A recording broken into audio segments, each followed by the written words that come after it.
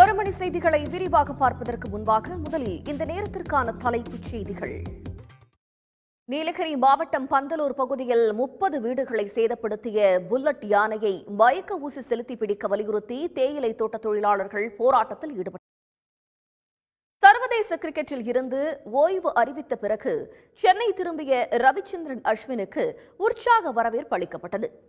Australia அமித்ஷாவை கண்டித்து சேலத்தில் ரயில் மறியல் போராட்டத்தில் ஈடுபட முயன்ற விசிகாவினரை போலீசார் தடுத்து. செய்திகளில் தொடர்வது சிறிய இடைவேளை. அம்பேத்கர் குறித்து அவதூறாக பேசிய அமித்ஷாவை கண்டித்து கரூரில் திமுக சார்பில் கண்டன ஆர்ப்பாட்டம் நடைபெற்று வருகிறது. கள ஆய்வுக்காக ஈரோட்டிற்கு சென்றிருக்கும் முதலமைச்சர் மு க ஸ்டாலின். அண்மை செய்திகளுக்கு தொடர்ந்து இணைந்திருங்கள் சன் நியூஸ் தொலைக்காட்சியுடன்.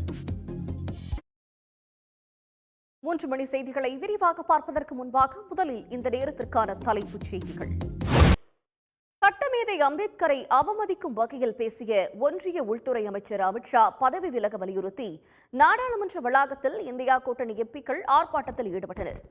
செய்திகளில் தொடர்வது சிறிய இடைவேளை. அம்பேத்கர் குறித்து அவதூறாக பேசிய ஒன்றிய அமைச்சர் அமித்ஷாவை கண்டித்தும் அவர் பதவி விலக கோரியும் தமிழ்நாடு முழுவதுமாக திமுக மற்றும் கூட்டணி கட்சியினர் ஆர்ப்பாட்டத்தில் ஈடுபட்டனர். சென்னையில் திண்டுக்கல் மாவட்டம் ஒட்டன்சத்திரம் அருகே ஜெலட்டின் குச்சிகள் வெடித்து பெரும் விபத்து ஏற்பட்டது.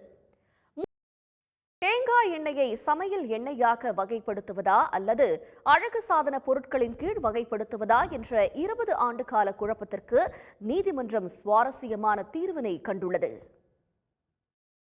திண்டுக்கல் மாவட்டம் ஒட்டன்சத்திரம் அருகே நிதி நிறுவன அதிபர் வீட்டில் வருமான வரித்துறையினர் 2வது நாளாக சோதனை மேற்கொண்டு வருகின்றனர். சந்திரப்பட்டு அருகே வரும் வனவிலங்குகளின் பட்டியலில் உள்ள நீலகிரி வரையாடுகள் தமிழ்நாடு மற்றும் கேரளாவை உள்ளடக்கிய மேற்கு தொடர்ச்சி மலைப்பகுதிகளில் புதிய வாழ்விடங்களை தேர்ந்தெடுத்து வாழ்ந்து வருகின்றன. அது ஆய்வில் தெரிய வந்துள்ளது. நீலகிரி மாவட்டம் பந்தலூர் பகுதியில் 30 வீடுகளை சேதப்படுத்திய புல்லட் யானையை மயக்க ஊசி செலுத்தி பிடிக்க வலியுறுத்தி தேயிலை தோட்ட தொழிலாளர்கள் போராட்டத்தில் ஈடுபட்டனர். சர்வதேச கிரிக்கெட்டில் இருந்து ஓய்வு அறிவித்த பிறகு சென்னை திரும்பிய ரவிச்சந்திரன் அஸ்வினுக்கு உற்சாக வரவேற்பு அளிக்கப்பட்டது. செய்திகளில் தொடர்வது சிறிய இடைவேளை.